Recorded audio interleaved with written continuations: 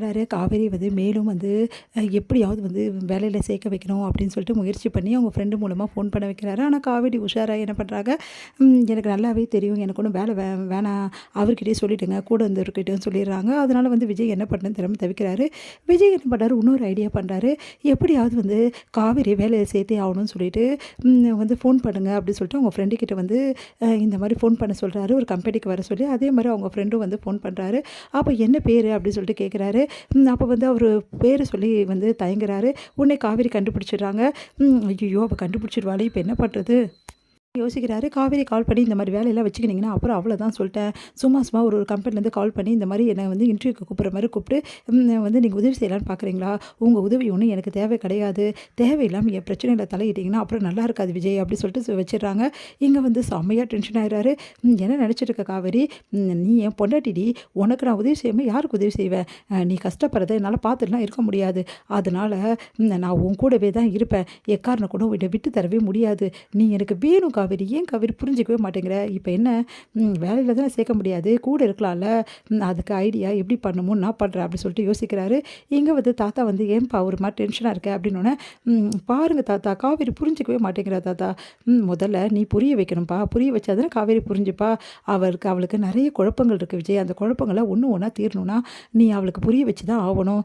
இப்போ தானே ஆரம்பிச்சிருக்க, இதுக்கப்புறம் தான் உன் பொண்டாட்டி உன் பேச்சை கேட்பா அப்படின்னோடனே, இந்த தாத்தா புரியுது தாத்தா, ஆனால் காவேரி இல்லாமல் சரிப்பா, வேறு என்ன முயற்சி பண்ண போகிற தாத்தா? நிறைய முயற்சி பண்ணிட்டேன் தாத்தா, ஆனால் காவேரி வழிக்கு வர மாட்டேங்கிறா. வழிக்கு வர்றதுக்கு நான் கிட்டவே இருக்கணும் தாத்தா. அப்போது என்ன பண்ண போகிற? வேறு என்ன, அவங்க வீட்டுக்கு தான் தாத்தா போக போகிறேன். அவங்க வீட்டுக்கா? பெரிய பிரச்சனையாடு விஜய், அதெல்லாம் நான் பார்த்துக்கிறேன் தாத்தா. எப்படி போகணும், அங்கே எப்படி இருக்கணும், எல்லாம் டிசைட் பண்ணிட்டேன் அப்படி சொல்கிறாரு. அதை கேட்டு தாத்தா அதிர்ச்சி அடைகிறாரு. என்ன சொல்கிறாரு இவர், என்ன சொல்கிறாங்க அப்படின்னு சொல்லிட்டு இங்கே வந்து எல்லா பொருளுமே வந்து இறக்கட்டி பக்காவாக வந்து வச்சிட்ருக்காங்க, எல்லாமே ரெடி பண்ணி. அப்போ கரெக்டாக வந்து என்ன பண்ணுறாங்கன்னா, செம்மையாக டென்ஷனாக இருக்காங்க எல்லாருமே.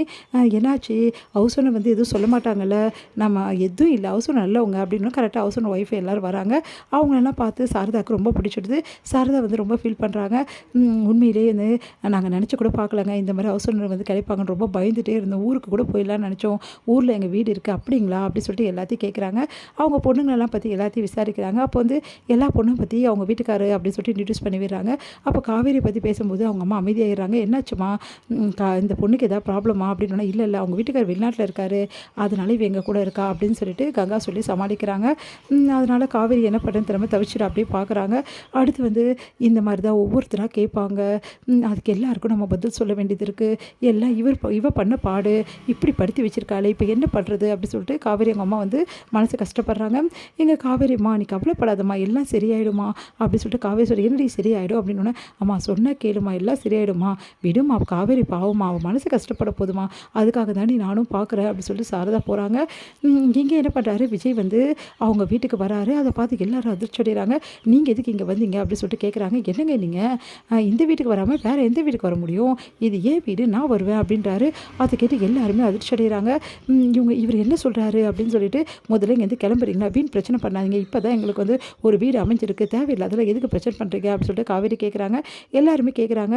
அப்போ அவசரம் வந்து இதுக்கப்புறம் விஜய் இங்கே தான் தங்குவார், விஜய் பக்கத்து போர்ஷனில் தான் குடியிருக்காரு, நல்ல தம்பிமா அப்படி சொல்லிட்டு சொல்கிறாங்க. அதை கேட்டு எல்லாருமே அதிர்ச்சி அடைகிறாங்க. என்னது, விஜய் பக்கத்து போர்ஷனில் தங்குவாரா? என்ன சார் நீங்கள் சொல்லவே சொல்லலை அப்படின்னா, இதில் என்னம்மா சொல்கிறதுக்கு இருக்குது, எப்படி வாடகைக்கு இருக்கீங்களோ அதே மாதிரி அவரும் வாடகைக்கு இருக்காது அப்படின்னோடனே எல்லாருமே வீட்டில் குடும்பத்தில் அதிர்ச்சி அடைகிறாங்க. விஜய்க்கு என்ன இப்படி பண்ணிகிட்ருக்காரு அப்படின்னு சொல்லிட்டு